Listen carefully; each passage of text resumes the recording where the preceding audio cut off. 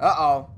We may have a tsunami in a minute, which, is really bad for the Olympic at this moment.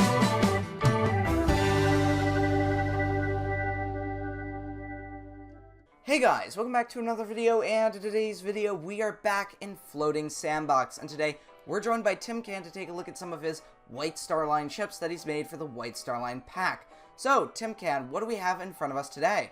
This is the RMS Olympic as she appeared in her first years of service, like 1911 and 1912. And, well, there's not really much to say. I mean, she's pretty much in this format. Her bulkheads and compartments are pretty much laid out exactly like her sister Titanic. And, you know, there's no security features like you see in like the later years.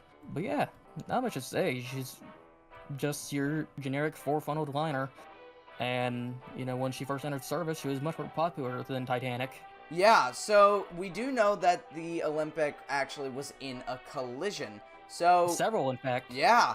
Now, one of the big ones was with the Hawk. Why don't we recreate some damage that's similar to the one with the Hawk, and we'll see if the Olympic survives. I'm pretty sure it will, right? Given that this is a 2D model, I doubt it. We'll see. We'll give Olympic a chance to survive. So, here we go. We'll do a bit of a collision, just something like that, and we'll see what happens. Alright, the watertight doors are now shut, and yeah, she's taken on a lot of water. So, at this stage, what would be happening if the ship was actually going down? Well, first they would, of course, blow the alarm whistle. They'd blow that 3 times to signal abandon ship or get up on deck. Get everyone's attention, of course. They'd be doing the drills. They'd probably be using the SOS signals. Well, not SOS, but they'd be definitely using the Morse telegraph. Yeah, To definitely. get everyone's attention. Of course, during this time, the lifeboats were never meant to be sitting out at sea for a long period of time. They were meant to be sort of like very small ferries. Get a ship nearby that's close enough, get the passengers rowed towards that vessel, have them picked up, and then repeat the process. So, at this point, the Olympic is not looking so good. The anti-fouling in the bow is coming out of the water way more than it should, and the water is rapidly filling the rear bulkheads of the ship. It's actually just about to lap over the stern of the ship right there, the fantail, so this is not looking good for the Olympic. This model in particular does not really have much of a shear. I tried modeling it, but this is like one of those earlier models, so I wasn't really that good at shear. But I just went, you know, screw it, just make her straightforward, and yeah. Exactly, and we're starting to actually see that shear go the other way around, which is very concerning, I would say. You'd imagine those expansion joints would be pulling open a little bit there, as we can see. Definitely. Yeah, I mean, the expansion joints are designed to do that. They're supposed to compress and then pull apart, but not this far, definitely. Now, her fantail and well deck are beginning to flood, and this area is as well, so we're going to start seeing water basically pouring down the second-class staircase if it isn't already. Luckily, the water is actually being stopped from entering the reciprocating engine room or anything forward of that, which is basically slowing down the sinking for now. But as soon as the water begins to breach over those bulkheads, it's going to be a domino effect.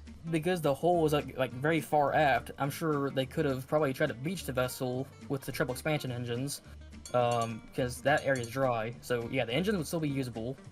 Let's see what happens. Yeah, we'll go ahead and turn that off. But we'll use the 2 props on the side there. Because I know when the Hawk actually collided with the Olympic, it did do some damage to the propeller wing, I believe. It wouldn't be the first time. She's had those propellers replaced hundreds of times during her career. It was sort of a running joke for the ship. Actually, there it goes. I don't think we can use them because they're not working.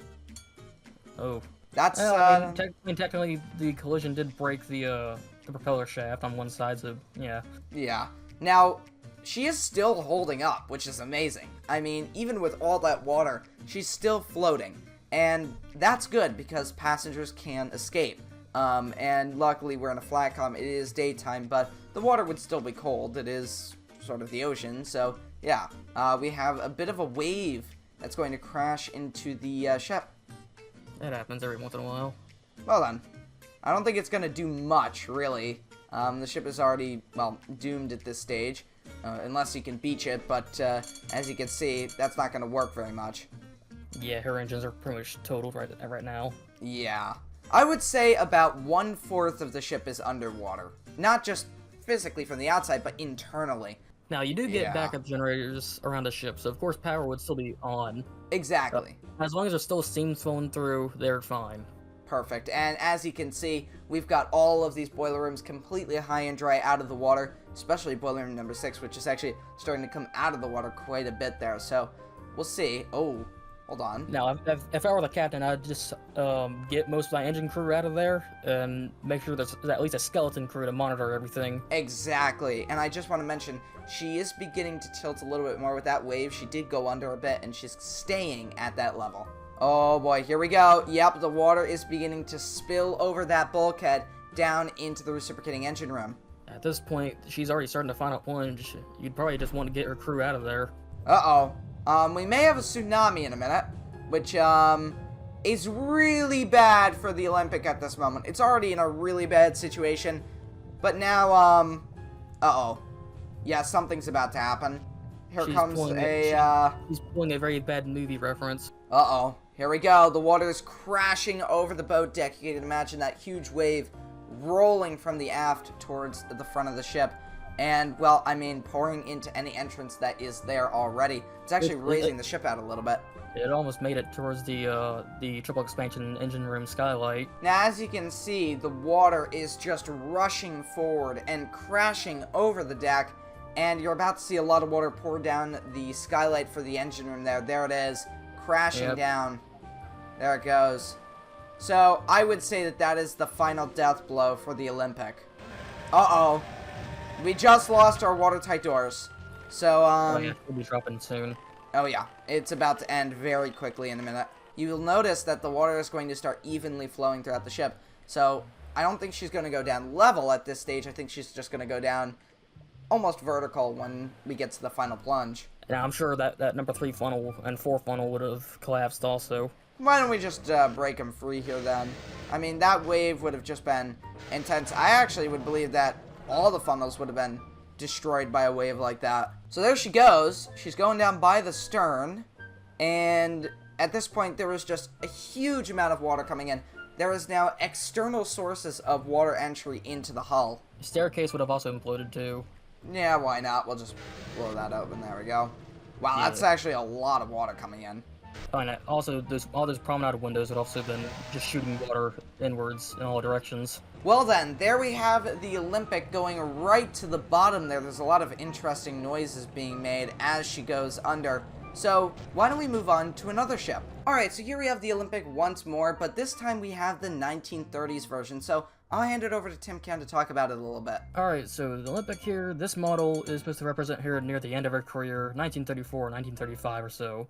As you can see, her layout has been modified. You'll see that the bulkheads have been raised, and her coal bunkers have been modified because, well, near the end of her career, at least the 1920s, I believe, she was refitted to be burning oil rather than coal. This does not mean that she's a diesel ship. She's simply just using oil as fuel to heat up the water, turn it into steam, and go into the engines. So yeah, this ship had an amazing history, and you can download this now. So Tim Cann's going to be linking basically a download link in the description below. It'll be a pinned comment there. And do you want to tell us where you can actually get it through that link? Yes, you can either go through with it with a Dropbox if you're not old enough to use Discord.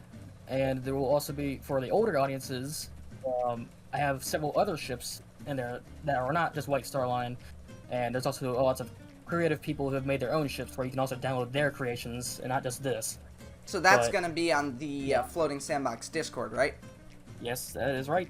Alright, so yeah, that's where you can find the ships, and there is, as he said, a Dropbox link and also a Discord link down below in his pinned comment.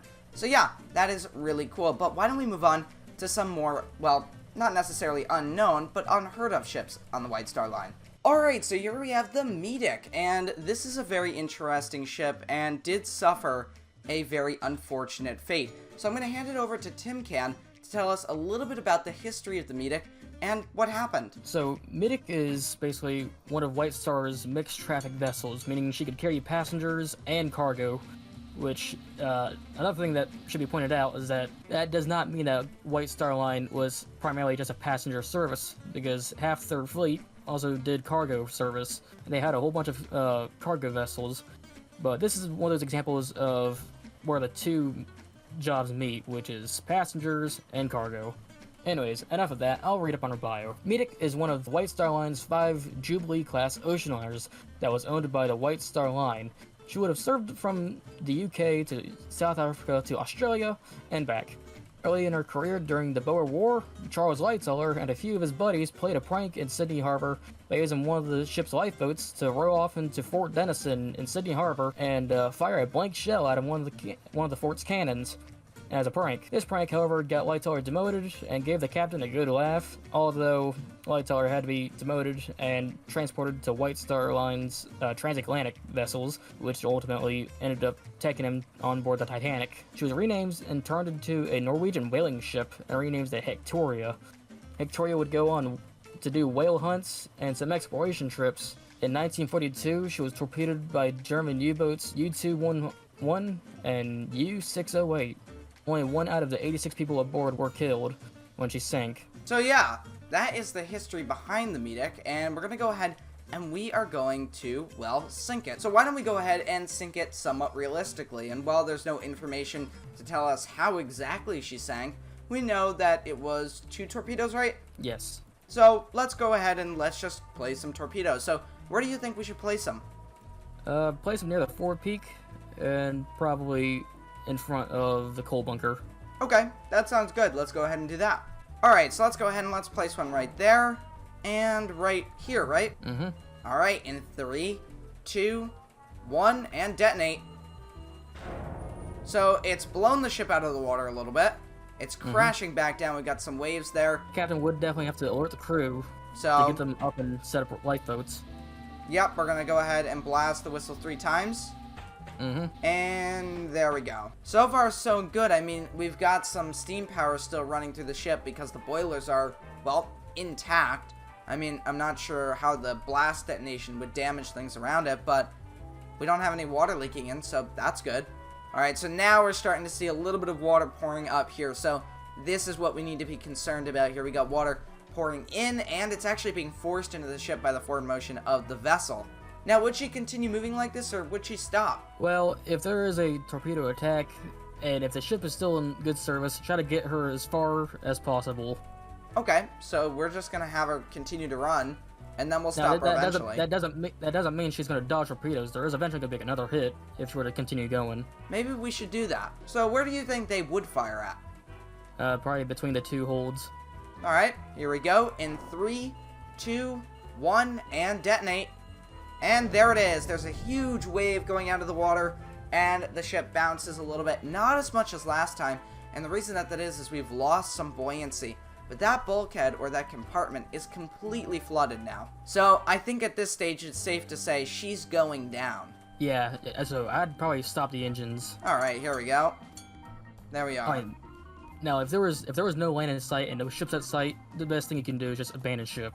Exactly. So maybe I should I'd probably blow the whistle again. Yep. There we go. And I'll do that 3 times. Water is now filling up the interiors of the ship. It's now beginning to flood those forward spaces. Now, do we know what we're in those forward spaces there? It's possibly cargo, merchant cargo. Now, where would the actual, I wouldn't say passenger, but crew accommodations be? In the superstructure? Crew accommodations, yes, it would be in the superstructure, and also you would have some crew compartments near the bow, so like the very front of the ship, there would be some crew compartments. Interesting. So, technically, would those areas be flooding at this point? Oh, definitely. When she sunk as a Hectoria, she was drastically changed. Like, some bits of her superstructure were rebuilt, or funnel. She was given a different funnel, so she didn't look like how she does right now. Now, is this a lifeboat back here, or what's this? That is a lifeboat, yes. Okay, so should we probably get that off the ship? Yeah, lower if you want. Alright, here we go. I'll just kind of slice it here. There we go. Oh, that's gonna fall. Yep, there it goes. Well, there is now no way off this ship, and everyone is going to die. Well, probably not, unless it's really cold water, but wow, there she goes. The bow of the ship is now relatively flooded at this stage. Would you agree? With his cargo holds, those are just massive holds. They're massive holes, yeah, she's going straight down. Oh yeah, here we go. And surprisingly, the power is holding up, and the reason that is that the boilers aren't gone, nor is the engine room. I guess you probably test out a boiler explosion. A boiler explosion?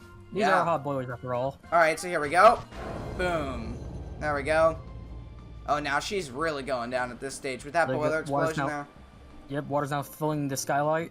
Yep, there she goes. She's actually going fully vertical here. This is pretty crazy. And, yep, she is just going straight down. She's almost sliding into the water a bit there. Well, there she goes. She is going right to the bottom there. And that was just 2 ships in the White Star Line pack. Now, there's quite a few other ones, which we'll be checking out in other videos. But yeah, if you guys have enjoyed this, make sure to leave a like and a comment. And I'll see you next time, guys. Goodbye.